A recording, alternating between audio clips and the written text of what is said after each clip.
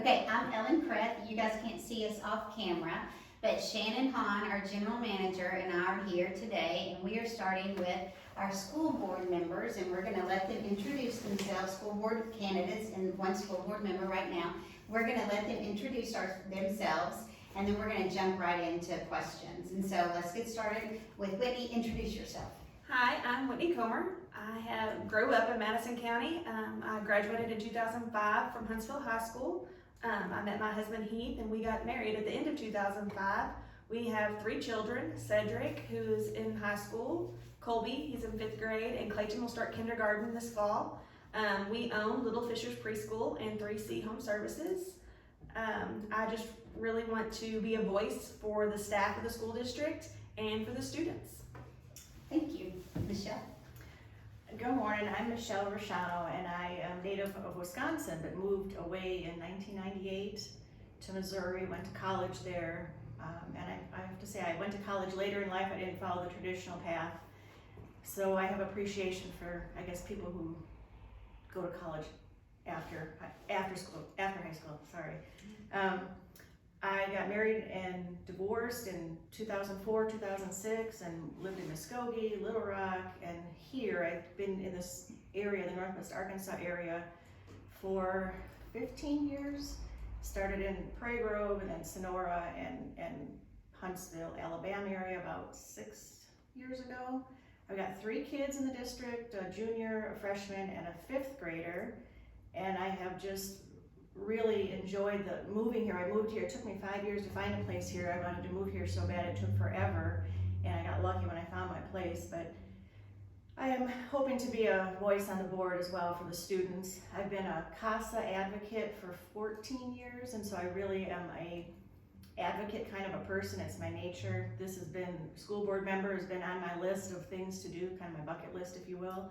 And the timing hadn't been right previously, but it is right now for me and my family and our situation. So I look forward to answering the questions today. I'm excited to be here with these 2 lovely ladies. Thank you. Hello, my name is Janiel Yancey. I'm a meat scientist at the University of Arkansas, and which is housed in the Department of Animal Science. I grew up in Texas in a really small school. I graduated from high school in 1996 from a school with 26 kids in class, so it was a really small school. I went to college at Texas Tech, and then I went on to Kansas State, and that's where I met a guy from Arkansas. And we came back to Northwest Arkansas. He works for Tyson, I work at the university. And when we got married and moved back to Arkansas, we knew we wanted to get into a small community and have this small town lifestyle. And so we found a place out at Alabama. And it's a great place for us. We found a church family out there that we love, and we have 2 girls. There's a 13-year-old that's in the 8th grade and a 2nd grader, and really involved in 4-H and livestock showing and all that entails. So we have a whole lot of sheep at my house and a handful of cows and a couple of wild girls, and that's us. I've been on the school board for 12 years now. I was asked to run in 2010 by some teachers that I go to church with, and I've always just wanted to serve my community. You know, it is there's a lot to it that I didn't know about in 2010, and I feel like it's always been a pleasure and a service to my community, and I try to have an ear to the community and to the teachers, and I want to represent teachers and kids and do what's best for our community and our kids. I had no idea that you met your husband in Kansas and not in Texas. I always just assumed you both Oh yeah, were. Manhattan, Kansas is the place to be. I went to college in Kansas City, Missouri, so Oh yeah. I think I read that story about you somewhere. I don't know where or why, but I did. We're wildcats.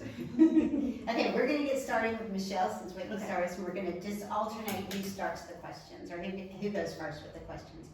What are your thoughts on the district's growth in numbers and in diversity? And what ideas do you have for managing that growth, and how do you handle that growth? That's a very good question. Being from, the Milwaukee area, we have a lot of diversity. And that's something I actually miss. Well, you know, there's a big melting pot of people there, and so as I've moved away to different places, I've seen less and less of that. In some places, I guess, depends if I'm in a big city or a small city, but definitely here, we don't have a big melting pot. I feel like we need to have a little bit more flavor here, if you will. How to accommodate that? That would be seeking out teachers I really feel like we need a more diverse population of teachers, because that will also enhance the growth of the student population. We have, Northwest Arkansas's got a variety, but not as much as it could have, I guess. Okay. Why that is, I'm not sure, but it's definitely noticeable when I moved out here. Have I answered the complete question? Sure. And I'm happy to repeat the questions too, because I know sometimes it's hard to remember and listen to the response. So, Janiel, we'll go next. I'm happy to repeat the question, or I see you taking notes. So You might have the it. question was about growth and diversity, and yeah, we've seen about 100 kids increase for this year to last year. I guess it was about 44. So, but we've been growing in the past several years, and that's exciting. And you're right, we're not the most diverse place in the world.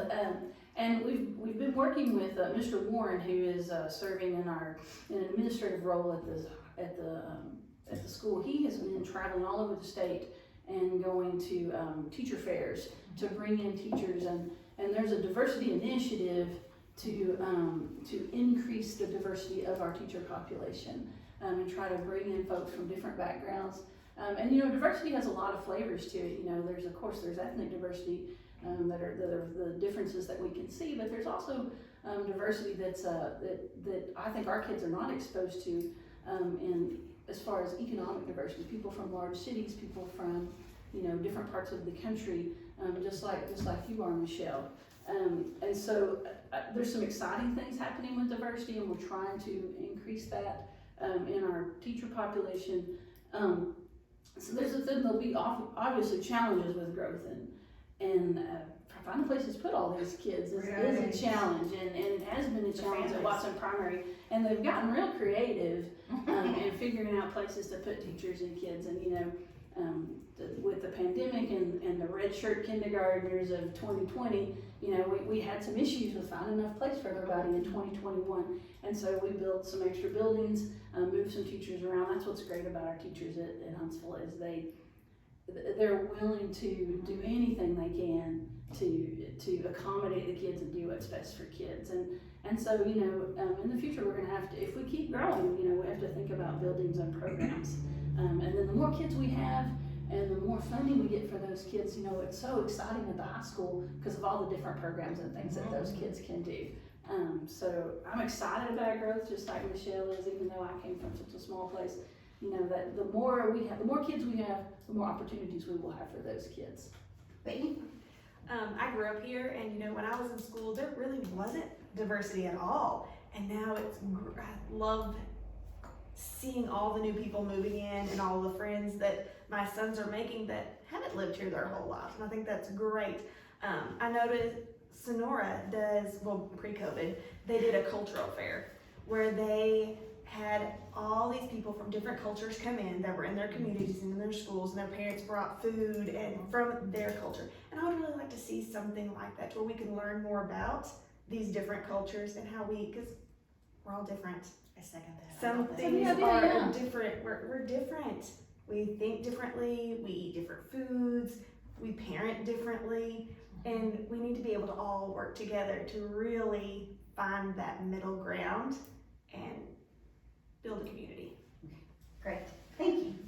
We did that pre-COVID. We got to do that one time when my now freshman was in 5th grade at the intermediate school, and they actually, I want to say that it was Miss Glenn, had a teacher partner at Sonora, and they brought in their dance company, and the kids got to have a whole presentation about it, and it was beautiful. So I think that's great. Well, and before COVID, we had that the Dia de los Muertos. The Day of the Dead in high school, yes, all of my students like I those love things. that. I love that. And COVID has been so strangling on all that. And hopefully we're on the downhill. Hopefully so. I would love to see next year a lot of things come back. We're holding on a good goose egg right now. So. Okay, so this one is a reader question. The school board has an optics problem with regards to transparency. Prior to meeting, board members eat together in the conference room, and many believe that isn't transparent. Board business could be discussed. If elected or re-elected, Would you commit to eating your meal in the open boardroom in front of the public rather than behind closed doors? And I think we start with you. Yes. Well, that's an interesting question. You know, it's against the law for us to discuss school business not in an open meeting, and you all know that. I'm telling you things you don't know. And so we don't do that. But I understand that it's optics. You know, that things are perceived that way. You know, if you came back there and watched us eat, you'd hear stories about sheep and ball and, you know, tractors and excavators and where the good places are to buy a house. You know, I mean, we're definitely not discussing school business back there. You know, that would be something that if people felt like it was, would be a better for optics, you know, sure, we can eat in the open. But it's really just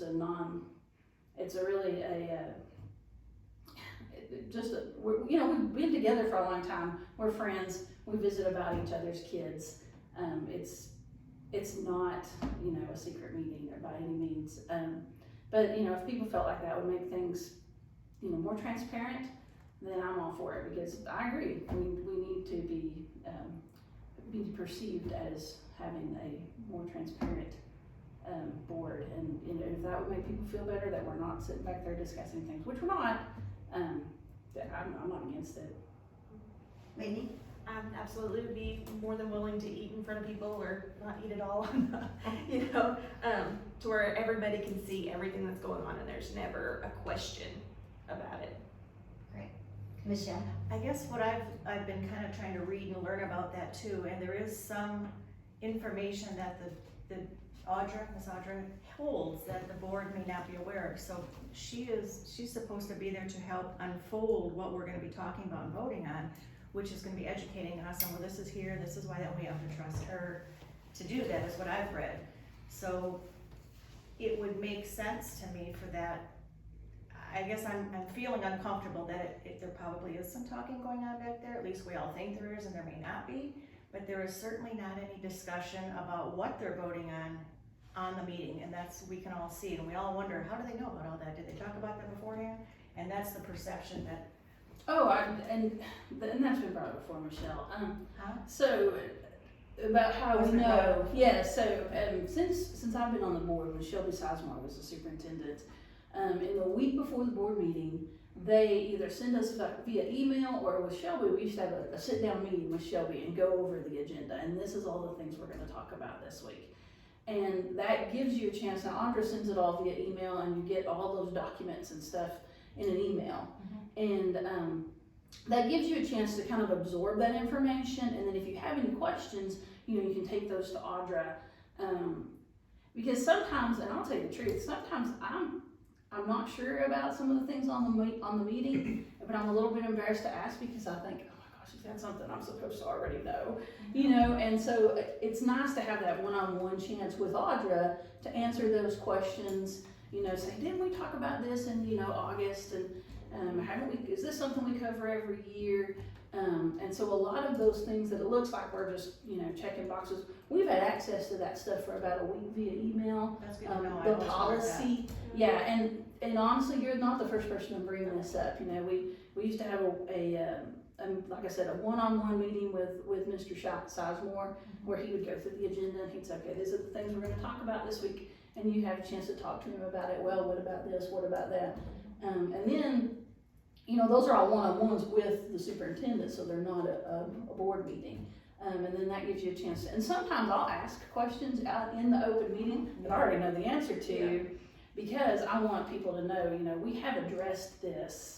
You know, these things have been brought up. I think that's what people really need to see. Yeah, More of the questioning and more of the discussion. And I I think know what that we we're- said as the press out there, and I know some of the past, I have felt like I needed to go in the back, and I've actually had a door closed in my face. And so it looks to the public when you're sitting in the audience and all of the board members come out at one time from an area you can't see. I think that's the question, the optics are bad. So I'm no, gonna we're not finish saying that what we were just talking about, though, not to cut you off, go ahead. No, sorry. we're not directing that has been happening in the past, we're saying the optics. That's the question, the optics of it. And I think that's what people are wanting, and if you watch other school board meetings across the state or other states, they have that open discussion. We're volunteers, we're not paid people.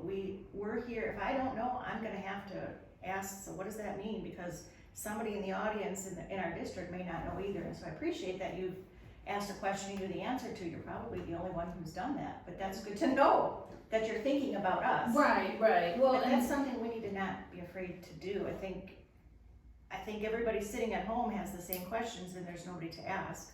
well, and so much of that business, you know, the day-to-day business of the board is not very exciting. Agreed. And I think some of that is to expedite I understand. those meetings so that we're not there till midnight. It might be. Because we are volunteers. I understand. And so I think, especially with the certain things, and I feel like we do have open discussion when we feel like there's a contentious issue. Some places, school boards last 3 hours because there is a lot of discussion. So we're gonna, And we have. I know. We have. that's a good segue into the Okay. next question. Did So- you get to finish? We didn't get a chance to answer that. I did. I came Okay. after you. She said she committed to Yeah, I being would, I would public. in the front. I thought there were two different questions there. Okay. Okay. You're good. But this, I mean, we are gonna kind of move on Yeah, to let's the next move one, on. but we're open to anything else anyone wants You'll to probably add. Now, I just want to make sure we did that. Okay, all right, okay, here we go. Parents recently completed a community survey conducted by the Huntsville School District. Here are copies of them. The school district has graciously offered us copies of them. Many, but not all of the parents said that they were not satisfied with the school board, and some of them said they weren't satisfied with the superintendent. Others went so far as to say they weren't satisfied with the effectiveness of both of the effectiveness of the way you communicate, the district and the board communicates with the community. So if you were elected or re-elected, how can you work to change that? I think I'm supposed to go first on this one. Yes. So And I let would me like to read it. see, which I know for the last several years, that's really when people have really gotten involved in the school board. COVID has made a big impact. But I would like to see us maybe go to the elementary, sit in the primary school and do a meeting there where more people can come, ask questions, feel like they're more involved. Then go to high school, go to St. Paul. I think you guys do meet at St. Paul occasionally. But I would like to see more of that. Once a More year, is that community. right? You meet at St. Paul? Yeah, we go to St. Paul. Once a year, okay. And I know, I've seen a lot of people be very frustrated with the process to get on the agenda. I would like to look at ways to fix that, a different approach, and you know more about it than I do of what that entails. But if somebody wants to speak, we need to try to get as many in there to speak as we can, even if it's something that we can't actually comment on, because there are some things you can't comment on. When it comes to staff or students, you can't comment on it. But if somebody has an issue, they need to feel like they can come to you. And if they want to do that in a meeting setting, then do it in a meeting setting. If they want to just email you, we need to really blast out our emails to get them heard. Okay. Michelle? Can you read that question again? You bet. Parents have recently completed a community survey conducted by the Huntsville School District.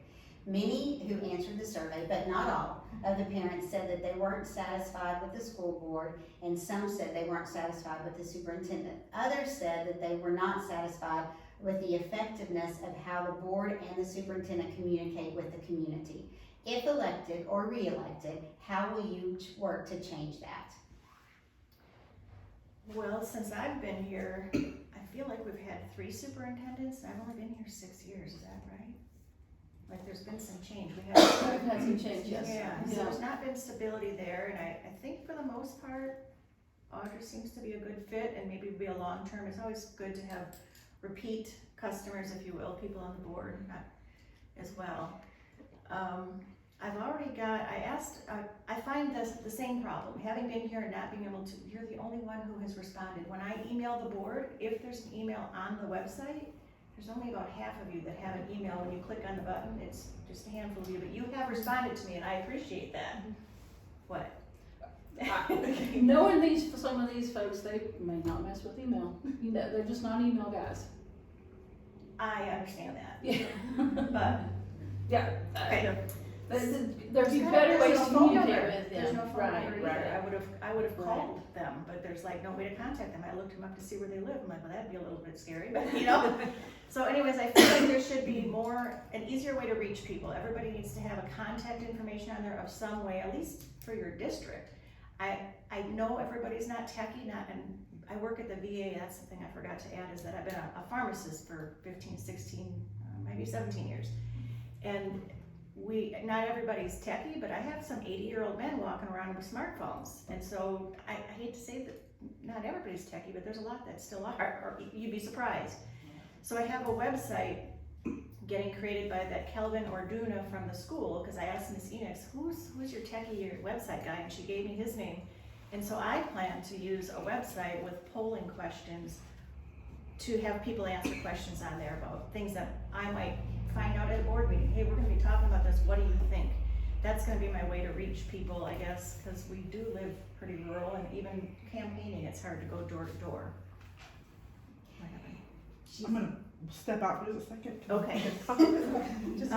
So second half of the question, so I was gonna do, everybody needs to be accessible. I was gonna have a website to make myself accessible. And there was something else you said in your question that. The effectiveness of the school, but many of the parents basically were not satisfied with the effectiveness of the school board.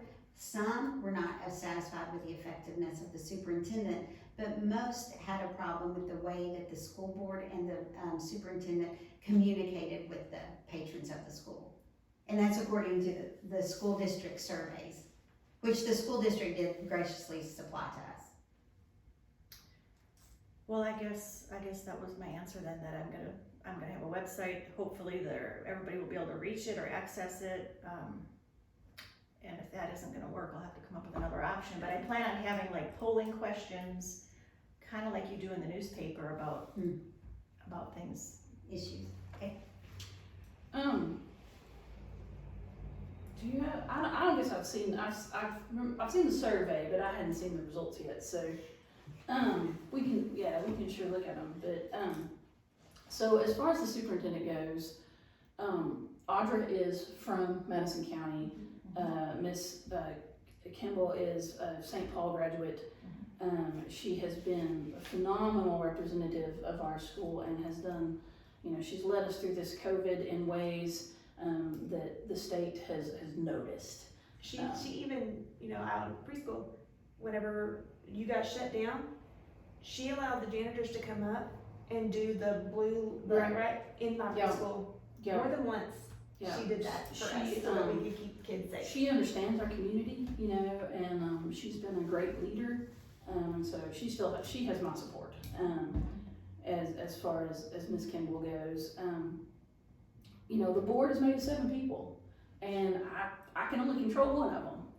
And as far as that goes, I feel like I am available on social media. I answer emails.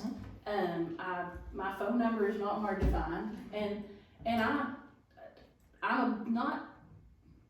I don't want this to sound wrong. I'm busy. I got lots going on, and so I can't always get right back to people. But I do return emails, and I return, phone calls and text messages, and I'm happy to do that. And I want people to feel, that's our purpose, is to represent people, and I want them to feel represented. I often wondered if that's why you were the only one that responded. You're like, oh, she's in my district. No, I didn't know. No, I didn't know you were in Madison. I didn't know where you lived until. Well, just so you know, you were the only. Yeah. Well, the president didn't even respond to any of my emails. Yeah, and it's not my place to explain the actions of the other board members, but and so I can only talk about what I do. But I do. I want people to feel like they can come to me with a problem, and I take them to Audra, or I tell them the appropriate place to go. Sometimes when folks have a problem with that they feel like needs to go to the school board, I'm like, well, really, you need to visit with, and it might be a principal, it might be a teacher, it might be a counselor at the school that would be more appropriate than taking it all the way to the board. As far as, Whitney's comment about wanting more folks to be able to speak at meetings, and I'm not against that. We do have to have some kind of process and vetting to get folks on the agenda, because and that's normal across the Right. country. I'm You gonna interrupt can. real quick. because my next question is, Okay. how can you get more people to attend the board meetings and contribute if you don't allow them to speak? And will you commit to having public discussions again? And the reason I interrupt is that's the exact That's the question you were question. gonna answer. So I just wanna go ahead and throw that out for everyone to answer, and because you've already started, please continue. Well, as far as, folks being able to just speak freely at the meetings, at the school, we are dealing with people's jobs and people's kids. And you cannot just let anybody that wants to come up and say anything they want to about those two topics. That's, I don't, if my kid was in trouble or if it concerned my job, that's the last thing I would want, is somebody who has a beef with me to be able to get up in front of the community and say whatever they want to about my job or my kids. And so we have to have a vetting process that lets people say, okay, you can come and talk, but we need to know what you want to talk about, and we need you to understand that there are rules. You can't just get up and crap about the teacher that did your kid wrong, or the kid that your kid doesn't get along with. That's unlawful, that's against law. And so you have to have a vetting process. Now, if we want to streamline that vetting process and look into making that policy a little bit different, I'd be willing to look into that. We don't have any, specifics about how that would work right now, but I'm happy, I'm open to do that kind of stuff, because I do want people to feel, and that's been frustrating for me. I'm not from here, I didn't grow up here, and there are times when I feel like, nobody's reaching out to me directly. Maybe it is because they're having a hard time finding me, and maybe, I don't know, maybe I'm a scary person, I don't think so, but I want people to feel like they can reach out to me, and I've always been that way. And I'm gonna add to Whitney, I want you to respond to that, but I do know that there was some discussion of that by board member Terry Forsyth this year. He did bring that up at a couple board meetings, but Whitney, you go ahead and answer the question on that one. I know for a lot of us, I didn't, we had a discussion after the fact of something. A lot of people in the community don't realize that they can come to you beforehand. They don't want to overstep. They don't want to feel like they're putting you in a position to choose, they don't want to put you in a bad position. I know that was mine. I didn't want to put you in a bad position. But that's our role. And it is. And as I've learned that. And I think we really need to make sure that people are aware of that is our role. If there is an issue, we need to bring it to the school board. If the school board's not the place, we need Audrey, and I know she's been back one superintendent when there's used to be two, and now that's been rectified. She'll make more of those duties of talking. She's hired an assistant, yes. Yes, she's got an I assistant. see what you're following. So maybe more of that can be done and vetted through there. But we really have to make people feel like we're listening to them, because we're a partnership with the community, we're a partnership with the parents. If the parents, the teachers, the administration, and students don't all work together, we're not gonna succeed. We have to work together. Michelle? I'm trying to catch up with what Oh, we all okay. said. No, it's okay. I've Would you got like so me to much read it? rolling through my head while you're talking, and maybe this will apply. So you were talking about, what was the original? Yeah, I'll read it again. How can you get more people to attend the board meetings and contribute if you don't allow them to speak? And will you commit to having public discussions again? Okay, trying to get all my points in. I think there should be 9 board members. I think there should be more. I think 1 should be from the community, maybe a liaison type person. And I haven't figured out yet what the second extra one would be. I feel that there could be more. You can have 5, 7, or 9, I believe. And in our situation, it just seems like it would be good to have somebody.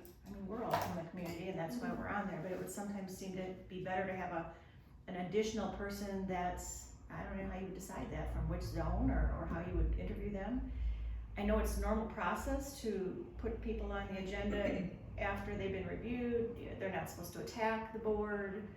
Let's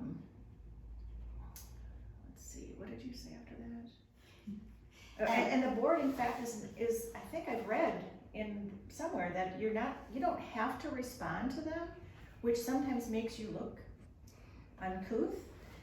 but you don't have to respond to them, and you know that, and sometimes you can choose to respond to them, so that probably looks differently, because I know sometimes you yourself sit there, just like I would do, I'd be like, I really wanna say something, and I felt bad for you, but everybody doesn't know what the rules are, and maybe that would be part of our role, is to say, these are the rules, and maybe we need to say that at the beginning of every board meeting of, we don't have to respond to you. We can choose to respond to you. Maybe we collectively always choose not to respond. I don't know, but that's something that I don't think everybody's aware of. Responses can be really hard Yes. lawfully, because you could put the school district in a very compromising position Yes. if you respond to something. But if the public doesn't know that, you look Yeah. like you're up there like, Yeah. Yeah. Yeah. What was the last part of that, and how to? Will you commit to public discussions again? So on one of the questions you answered, yes, we need a bigger venue. I was thinking the courthouse, any one of the gyms would be fine, but we need a bigger venue for more people to attend, because currently now, any board meeting I've been to, you have to shimmy in the back row amongst all the administrative people there who are there to report, and there's literally a row of seats. Jamie Smith, the reporter's in her wheelchair, no offense against Jamie, I know Jamie, love Jamie, but it's kind of hard for her to get in there. It is And hard. so that was the first thing I noticed, is like, we need a bigger venue for this. This is not inviting for anybody. In fact, when you've had the quarrels, wherever they all had to go outside because there was so many people. So bigger venue for sure has been to make it more inviting. Well, I'm gonna. So I have something to say about our 9 board member idea. So the number of board members is actually set by, it has to do with the number of kids in our school and the size of our district. And we have a couple of options that we actually just voted on I this know, spring. I wondered why you Well- guys voted on 7. Okay, so we 7 is set, Mhm. but we had the option of having, and because of the size of our district, we have zones. And so we did have the option of changing to 5 zones and having 2 at large. And I was not for that, because we are such a wide district and such a large and rural district, and we're in the rural area, that if you had 7 members in 5 zones and 2 of them at large, that means that there would be probably 3 members that were from town, if not more than 3. And I feel like that doesn't represent our whole, I feel like it's important as large, So the max is 7 that we can have, we can't have more? I think it's set by the number of kids in our school. That's I'm one I would right, have I'll to have to ask look our again. lawyer.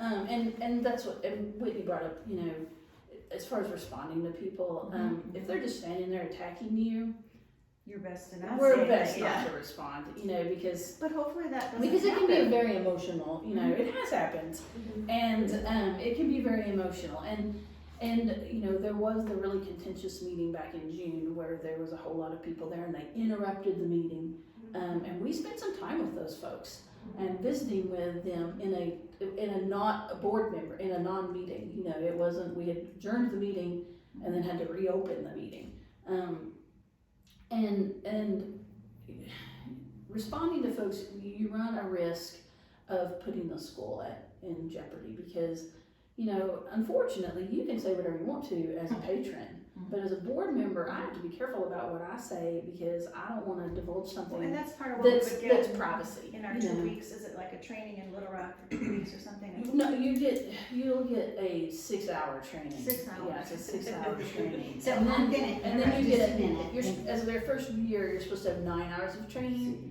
and then after that, we get 6 a year. Okay, so we're gonna move on, because we're getting close on time, and I don't want us to miss some other opportunities to discuss some things going on in the district. So we're gonna combine these next 2 questions. Currently, the CTE building in St. Paul has not been utilized with any students because the district could not find a qualified teacher.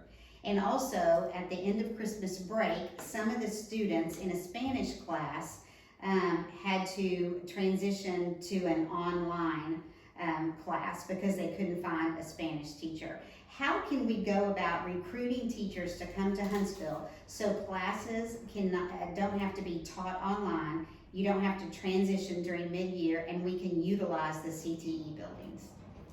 Michelle, I think you were next to go. The CTE building in St. Paul. In St. We're Paul. transitioning that with the Well, teachers? it has not been utilized because they couldn't find a qualified teacher to teach the class that needed to be taught in there. And I get that. Both my children were in the Spanish class when the teacher had left, and that troubled us too.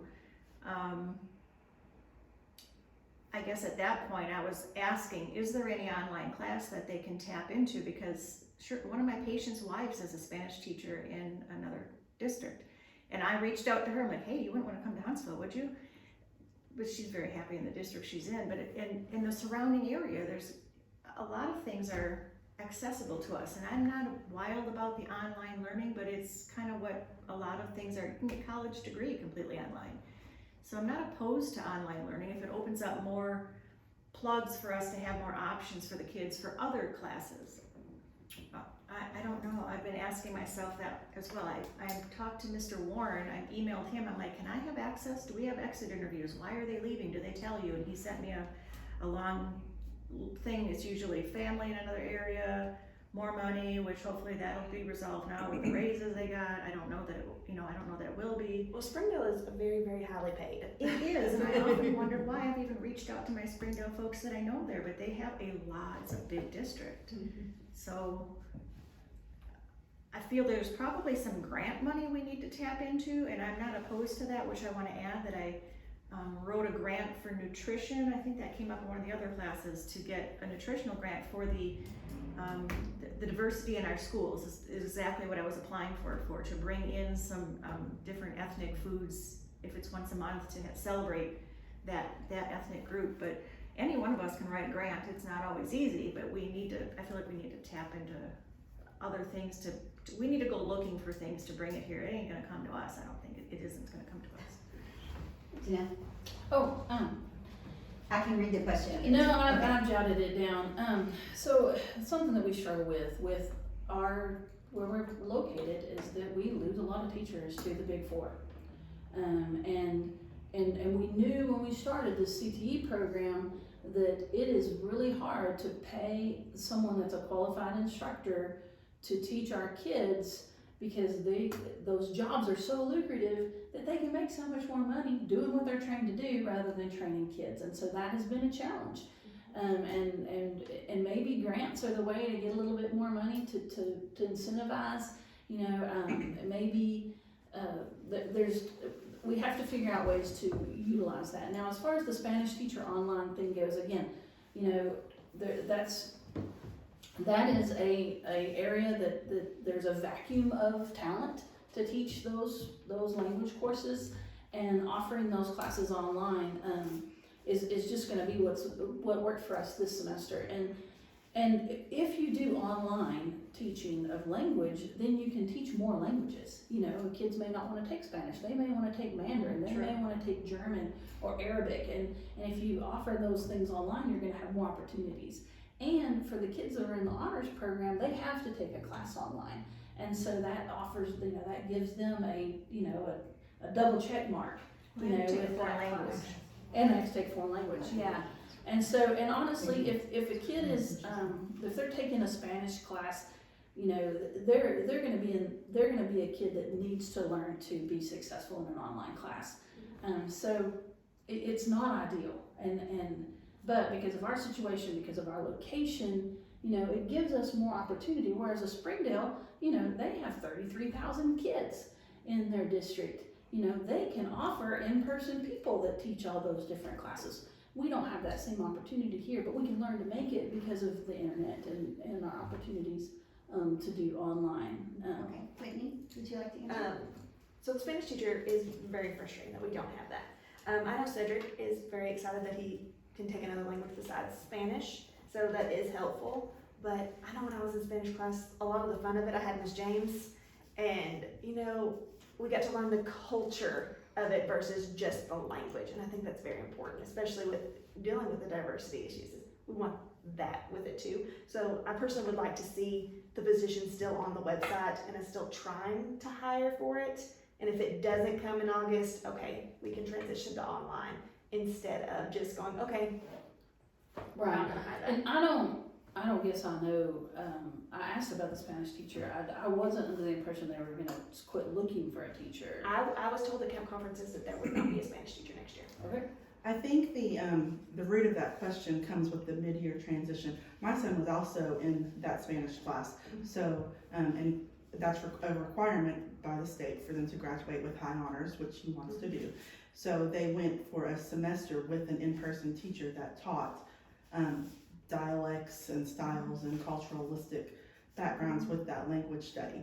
And then at December, that class faced transitioning to an online class where that might start at a different point than where they were at within the classroom, or choosing another path entirely, which a lot of the students did because of that hard transition. So those students have now taken a semester of it and will have to do it again next year so that they can have it fully online. So I think the root is, how do we, once we have them, how do we keep them so that we don't have that mid-December transition for our students? And that's happened more than once. Yes. I've had a handful of students that I've talked to in that class, when they were in the class. They didn't want to be there. They didn't pick that class. It was picked for them. So you have people who want to be there, who don't want to be there, and so they didn't make it engaging. And that might be part of it, but I'm not going to say here, but I did talk to the teacher a lot over the semester, and I'll be happy to visit with you after with things that we talked about. But anyways, it has to do with the kids that were, some of the reason had to do with some of the kids in the class, not that they didn't want to be there, but maybe they weren't prepared to be there. How about that? But how do we keep a staff member? That's the question. How do we make sure As we a retain teacher, our you have to staff? be able to deal with all types of children. Yeah, They there's actually always want to gonna be take your kids that children don't and wanna they take class or don't. Most kids want to take, if they're signed up for Spanish, they have higher goals. Most. And, yeah, so it's, because it's not required to graduate, so it's not, and there are other That places kind of they brings could us to the go. whole scheduling arena that they have, and the new cap that they brought back, and there's other things that are kind of sore spots, I guess. Okay, If I I have enjoyed that affected you yet, conference. because you guys aren't at the high school level, right? Whitney Yes, is, sir. yeah, Whitney is. I'm not, that's what, I was just about to say, I don't have one in high school yet, and y'all are not speaking a language I completely understand, so. Well, being So not- in- In addition to Spanish. being not part Not of the speaking a district, language that I understand. we weren't afforded the same. Yeah, we're on the same page. Yes, it was a fun. Yes. Okay, we're gonna move on. Who is next? I think she went first. Okay, I don't know. okay, well, Yeah, I think you went first this time. So I think it's Whitney's turn. Whitney, Yeah, I think okay, it's Whitney's Whitney, turn. what have you learned from what you saw with the Title IX conversations that you think the board and community should do differently in the future? So, this is a difficult question for me. I was in a position to where I knew more than what the community did, and I probably knew more than what the board did, as far as what happened. I would have liked to have seen more questions asked.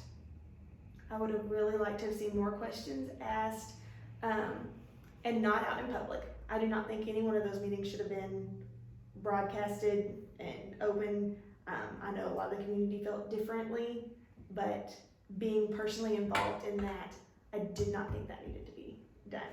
I believe that the board did what they thought was best. But it hurt a lot of people in the community. It hurt, there's still kids that are suffering from it. But I know a lot of those kids are ready to just put that behind them. They're ready to be done with it. They're like, okay, enough's enough. We just want to move on with our school careers now. So I would have liked to have seen more questions. To maybe they could have gotten more information and Who do you want, who, to whom? the school board. To the principals, I would have liked more questions asked of the kids, to where you guys could have gotten more information. Okay. Because you guys did not, there were so many yes or no questions that it was really hard for you guys to really dig deep. And some people would say, oh, this kid did this, and one was like, oh no, this one didn't do anything. So there needed to be more investigation for you guys to fully get an idea of what went on and the proper punishments that needed to be handled. Michelle? I too was more involved in that than what the board knew, and saw, I'm not sure, what grade is your boy? He's in 10th grade. 6th grade? 10th grade, okay, so mine's in 11th. So we could probably compare stories, the whole interviewing process with them, Title IX. And, okay, my initial gut feeling with that whole situation was, why didn't it go to the law to begin with? I questioned whether I needed an attorney for my son, because I didn't know what was going on, what the questioning was gonna be. Are other people getting questioned? What does this mean? What are the ramifications? So early on, when we first got this phone call, I was like, what? Do I need a lawyer? What the heck is this? What's going on? I had no idea. I wanted to protect him from what might or could happen. So as it all played out, it was other people involved. I questioned the heck out of them. Are you sure you know none of this or any of that? And so yes, even probably as parents, we knew more than you knew, but it was interesting to see it play out in the paper. I could appreciate the decision makers that were picked, God help them or God bless them. A hard spot to be in. And the public only knows that the decision makers, I'm not sure how they were chosen because they were supposed to be objective, trustworthy, but then their decisions were completely thrown out. And I know hindsight's 20/20, but it never should have went to you. You should have never been put in that position. That should have been redirected to a legal avenue. It would still have to, because the school Maybe board's an in charge of all expulsion. expulsions have to go before But the school the board. initial stuff should have not been taken to the school. They went to the police and they said the school's handling it. It should have took that, because here's what I think would have played out. Kids would have gone to court in front of Judge Zimmerman or Judge Warren. They have never been in trouble before. They would have gotten 6 months probation and it would go away. Instead, it blew up in their face and everybody knew about basically what happened in every little detail, when we wouldn't have probably known all of that had they not just not try to protect and you know what I'm saying, to keep it to themselves and keep it under control. It went all wrong, and it could have been handled in a different fashion, in my opinion. I don't know how it could have truly played out because we didn't go that way. So the first thing I want to be clear is that it did go to the law. And that's After though. No, it was brought to the law before it was brought to anybody, and the law said, you know, there's nothing here that they need to handle, and that's why they said the school's handling it as a Title IX. And Hindsight, do you agree with that though? do I agree with what? Do you agree with that the law deferred it to you guys? Yes, because the law handles. If you've ever been I mean, involved in I'm sexual abuse with a kid, I haven't been. it doesn't go the way it did here. Well, as far as the school is concerned, the law handled it. The law looked at it, and there hasn't been any charges filed. And they've looked at it several times. But we don't know, because I mean, you may know more than I do, but the sheriff's office has told us publicly on the record, prosecuting attorney Matt Durant has said, we can't divulge that. So you may know more than I do. Well, then yeah, that's true. As far as the decision makers, and so there was a lot of information being told around the community when this all came apart, or came out last spring. There were things that were on social media, there were things that were in the paper, there were things that were being said around town. As a school board member, I cannot expel a kid based on what this paper says about them, based on what social media says about them, based on what my neighbor told me about them. I can only expel and punish kids based on what's presented to me in a legal board meeting. And that's what was done. Now, I will tell you that we had a conversation with a young man in a board meeting that was a closed meeting that was very eye-opening about the situation, about what happened in that locker room. And I'll tell you that, you know, what was your question? Would I change what we did? I think her question was, do you think it should have gone to the law rather than the school board? She was saying if It had to be handled both avenues. It has, you know, because the law can have a legal ramifications for the kid, and that happens in drug cases and weapons cases and all kinds of cases that there's things that the school does to the kid, and all we can do to them is expel them, and all we can expel them for is 1 year. That's the maximum sentence that we can give them.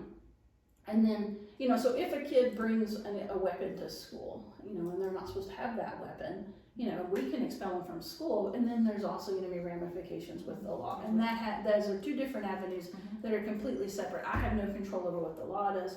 The law has no control over what the school does, and all I can do is sit in a board meeting and listen to what's presented to me, and make a decision based on that.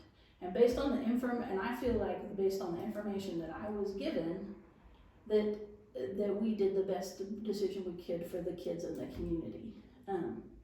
You know, as far as overturning the decisions, you know, my justification for that was I didn't feel like it was enough. I didn't feel like, you know, 5 days of vacation in May for those kids was enough of a punishment for them. And so they got punishment on the basketball court. They were expelled from games. And you know, that's... Were they? Yes. They technically, but as sophomores, they wouldn't have played anyway. So, but I mean, so I get your thought process, but as sophomores, they weren't going to play the game. Oh, I felt like that was that kicking them out of school for 5 days at the end of the semester wasn't a real And punishment. then you had the second round where The second round never came to us. really No, because it was decided in the Title IX. we got a note saying that we were not allowed to appeal it. I know, because it was all decided in the Title IX. Yeah. I know, we weren't allowed to appeal it either, because I asked that question as well. And because the decision maker in the Title IX on the second one made his decision, and when it came down, there was nothing we could do. Could the board not address that decision? No. And why not? Because it went through Title IX, and Title IX holds jurisdiction over that law, over that So decision. you guys So why was did Title IX too. Why was right, it in the different first on one. the first and the second? Well, That's my question. so I don't the understand first- the two different ones. The first one, the one that addressed the situation that happened in that year, those decision makers were different people. They were folks from our community. Yeah. And part of the appeal process was, well, you've used these people from our community, and they are, you know, they're biased, and they know the kids, I understand. and they felt like that was part of the problem. So on the second one, we paid a decision maker from outside of the community to make the decision based on the information that was presented to them. Their decision was, you know, that there was no punishment warranted, and because it's Title IX, and because that's the way Title IX works, there was nothing we could do. I asked, believe me. Is that because it I was asked. an outside decision maker, just for people? Because it's Title IX. If the in-house decision makers had made the same decision, it would have been the same recourse. But the reason the decisions were different was it was two different decision makers for the I two do different think though, Title IX if that cases. Title IX decision maker in the second one had said, we want to expel these students, if he had, which he didn't, He did but not. if he did, it would have gone to the board. Right. Okay. If he Okay. said he We're wanted just to making expel sure the that it's students. clear. Because Yes. he, Yes. he So said, it shows no punishment, nothing Well, can be done. so at that time, the students were no longer in the district. Completely inappropriate, that's a whole nother level. Right. They chose to leave. I, You can't outrun what. you were talking to the choir. You were We're speaking to talking the for choir, everybody, because so I was I like, do agree. let's talk to the lawyers, and we did, and there was nothing we could do. okay, Interesting. we are going to, Good this is question. gonna be. Yeah, no, That was and that goes back to the That's something- transparency, because as a board member, I'm not gonna run around the town saying, this is the, No, this you is the. can't do Well, that. I But would if you say this- asked me if you'd have visited with me, I'd have sure told you When all we were that. This is the very Question, first time I we've heard asked. that those students were suspended from a game. So I don't think the public has known until now that those students were suspended from playing basketball. Well, and that was all handled within the ball team, and you know. I do think that's new information. It's not, punishments within the school are not really public information. Yes. Okay, Okay, well, Okay, wow. I know our time is running short, we're going over just a little bit, but what besides Title IX and transparency, which we've talked about in depth, what other issues are top concerns that the board needs to address? And I think we are on Michelle. Lord, Is that you wanna right? go first? Can I pass? We're gonna look at this video and we're question, gonna be so out of order, so I What's your apologize for question? I that. think we've done a good, and as long as Yeah, we feel, conversation. yeah, as Okay. long as we feel. And Okay. honestly, that was the point of it, was to, Right. that's why it's so casual, is because I think conversations, and those discussions, We just wanna make Is it what- fair Yes, and. read your question again, Okay. I'll give a stab. So we've talked at length about Title IX and transparency issues. What are other issues that are top concerns that the board needs to address? Golly, I had a list at home. Gone a blank. Well, I guess some stuff for the board to address. Dang it, I got the wrong notebook with me today. And they should be on the tip of my brain. I guess I'll just start talking and see where it takes me, sorry. So, Been there. I guess having been not native to the area, a personal goal for me, if I don't get the seat, is still to be involved and to help plug holes where I see there have been holes. When you're not from the area, you don't know that, this isn't board stuff, I guess, but it applies to the board in communication with, whether it's your teachers, your parents, and granted, you've got parents that don't want to communicate with the school, and we probably are never going to get them to, but that bothers me. Why don't they want to communicate? Do they? My questions I've asked some people is, oh, they just don't feel like, they're not going to listen to me. I want to change that. I want to make everybody feel that they're somebody here in the community, and and there's a lot of talk about last names, and granted, I don't have one, like some people that are from here. And I would like to change that. And you do feel that as an outsider, but I don't like to let that stop me. I'm kind of a persistent, independent, strong person. And I've needed to know things, and I don't know that signups for something is at the Cleavers, or where to find the information, or what day on Tuesday at certain time is, it's not very well reached. So how that applies to the board is just the communication with people and letting people feel welcome and invited, a bigger venue. I guess I just hope to make a difference in that area. Bring the people who don't think that they're, I don't want to say adequate to ask, but to be their voice. If they have to come to me and say, hey, this is bothering me, can you find out about this? Maybe they're too afraid to come to the board and present themselves. Okay. Jen? So, what has been very eye-opening for me on the school board, I come from a middle-class place, and my parents, my mother was a teacher, my sister's a teacher. I come from a family of teachers, and something that's very eye-opening to me was some of the places that our kids come from, as far as the poverty and the needs, the basic needs of those kids. And man, teachers are doing everything they can to meet them. And and you're talking to someone whose mother used to keep toothbrushes and extra clothes in her classroom, and so when we can put these other things behind us, this would be something that I would like to figure out ways to address the basic needs of some of our kiddos. And I think Michelle's done a great job. She's done some nutrition stuff, and I appreciate that. And so I think, especially in the elementary school, that there are some needs that it's not necessarily the school's job to meet, but it falls on the schools to meet them. And we need to figure out better ways to help our teachers and help our counselors meet those. And some of that's going to be physical needs, and some of it's going to be emotional needs. The pandemic has been really hard on everybody. And so I think that at the especially in the lower grades and down at St. Paul, that there's a lot of that. And then, I want to find more opportunities for our kids. We've just had this discussion. You guys have both got high school kids. Mine's fixed to be in the high school.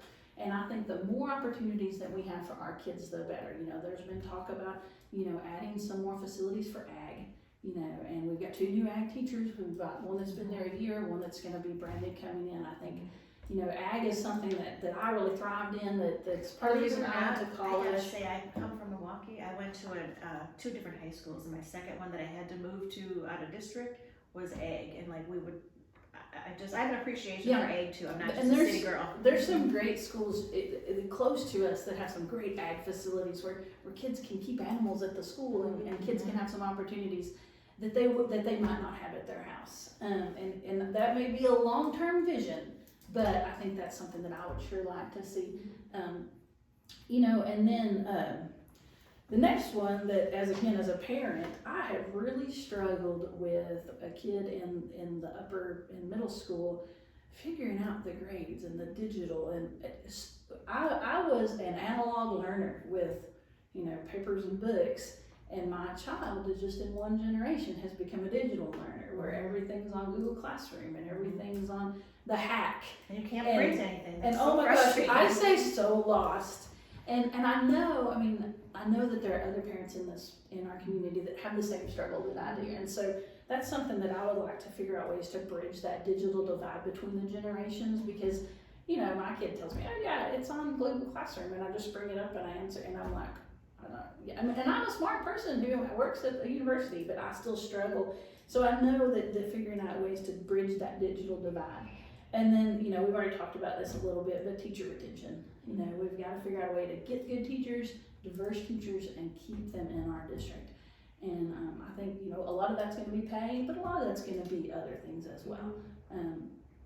And so I think that just teacher retention is another issue that's a big part of our district. Whitney? Teacher retention was my big one, because we have to make them feel valued.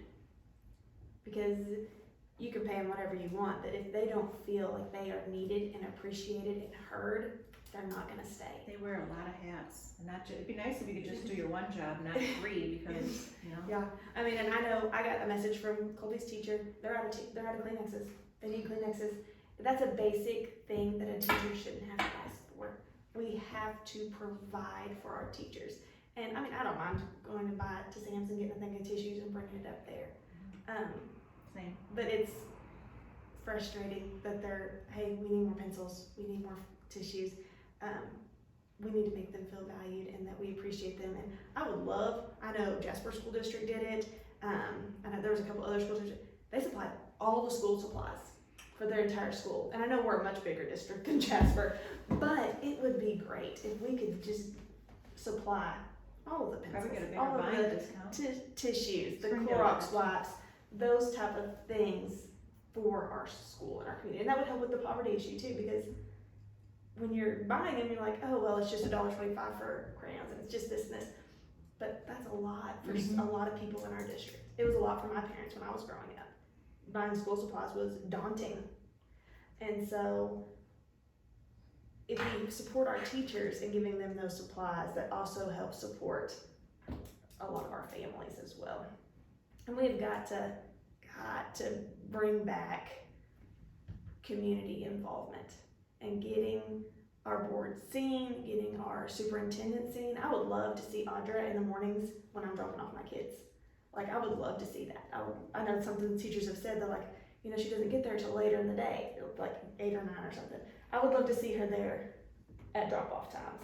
And she may work later, I don't, you know. Well, Audra actually serves as a transport for kids from St. Paul. Okay, so there we She go. brings some kids up from St. Paul. So yeah. she's working that way. She's providing Yes. a service to the St. Paul kids, you know, And that's and bringing and some of them up. And I know part of the that's reason a she's kindness not of her here. heart. I think Yeah. that's a kindness of her heart thing. But people need to see it. People need to know about it. Well, they do that. And I know that's not, you know, when you're doing something. Yeah, to be there's kind. some programs for kids at St. Paul that are only available up here, and there's few enough of those kids that they can just fit in her truck, so she waits till they arrive at school and she brings them up here. So yeah, she's not here at drop off because she's delivering kids from St. Paul. That's good to know, and I think more people need to know that, or maybe even pick up time. You know, and I would. That also That speaks to the crosswalk up fact there? that we need to fix that hole. Yeah. Why is Audra doing that, you know? Well, Because she's because coming she there can't, she's from down there. Yeah, I mean, I know, they're checking 2 boxes. I know. And saving the school some money. Yeah, The crosswalk. the crosswalk. That crosswalk. What about it? We had 2 children this fall that were nearly ran over. And there's still nobody there. There's still nobody there monitoring that crosswalk in the afternoons. And I know your daughter walks down through there. Yeah, yeah. And I know it's- that we had someone that was doing that at one time, and She was a volunteer. Yeah, and she's Her she's daughter's in volunteering. high school. Yeah, and her daughter's in high school, so that Um, might be why she's moved on. But I would like to see, maybe if the intermediate and the high school or middle school took turns with that, or a resource officer plugged in there a couple days a week, Yeah. take turns with resource and the school to make it work, where there's always somebody there. Because nobody wants a child hurt, Right, and that right. is scary. And whenever I was told about it, my heart just sank, you know. And it would have with any child, but you know, knowing the child, one of the children personally, because he was waved across the road by the person coming from here, and this person was coming on their phone, and Oh, literally goodness. his hands were on her hood, Oh my goodness. and it's terrifying. But I would like to see the teachers being able to tell the school board also, not just the rosy stuff. Yeah, I agree. We I was need wondering that. our teachers telling us what they're frustrated with, Mm-hmm. so that we can fix it before they leave, and not fear repercussions. You know, 'cause a lot of times you don't want to speak negatively and then feel like, oh, now I'm going to get a bad review. Maybe that's where we can Be come more in. open. Well, and Yes, that's what I would you know, do. and I've sat in HEA meetings and had conversations with teachers about what their issues and taken that to the superintendent myself. Yeah. You know, I know that we talked about, we've had several superintendents. We had one a couple of years ago who made some changes that nobody liked, that a lot of teachers didn't like. And a lot of that came through, through me directly. That, hey, this isn't working, and so I feel like the teachers I know do tell me those negative things. So we are going, thank you guys for staying late, by the way, and for everybody who's still watching, who's on with us, thank you. So I think we're out of order just a little bit, but we're gonna end with one last question. And Whitney, you started us, so you're gonna end us. So Okay. we'll start with you, No Michelle, pressure. and then we'll move, that's right. But this is an easy one. Why should I vote for you? I guess I'd like you to all vote for me because I have a diverse background, like I said, I'm a city girl, but I took A for 2 years in high school, so I have an appreciation for that. I've been a CASA for 14 years, which I stepped down so that I could do this. If I don't get this, I'm not going anywhere. I'm still gonna be around, unfortunately or unfortunately. But I'm an advocate. That's my nature, and I want to be a voice for the kids, and I hope to be a voice for you and your kids. Thank you. Jenna? I'm different from these two. I've served for 12 years, and I have been a voice. I have been an advocate. I have, even Michelle said that I respond, and I plan to continue to do that. And I have an open ear, and the opposite of that is I'm willing to stand up to the board members, superintendents, administrators, and say, you're not listening to us. And I've done that in the past as well. And so, I think that you have to have a listening ear, but you also need to be willing to stand up. And it's not always easy, and it's definitely against my nature, but I'll do it. I stand up for what I believe in the district. Okay, Whitney? I know child development. It's what I've done for 15 years. I know children. And so I think it's important to have somebody on the board that can work with the teachers and really understand when the teachers are saying this isn't developmentally appropriate, or hey, this program works better, this is developmentally appropriate. And I can understand that, and I can relay to the other members of the board, and we can get what's best for our children. I have my 3 personal children, and then I've had multiple children come through my preschool, and they're all mine. I love them all the same, and I want this school district to thrive for them. Okay, well, I really appreciate you guys being here today. I want to remind everyone who's watching, on May the 24th, early voting does begin 2 weeks before, but on May 24th, that is when you elect your school board members. There is no general election. The school board members are elected in May and take office in June. So remember that when you vote, May 24th. And I think that's it. That's a wrap. I appreciate you guys being here. So Thank you much. very It was much. nice to sit and chat with you girls. Yeah. I'll see you at the Walmart now.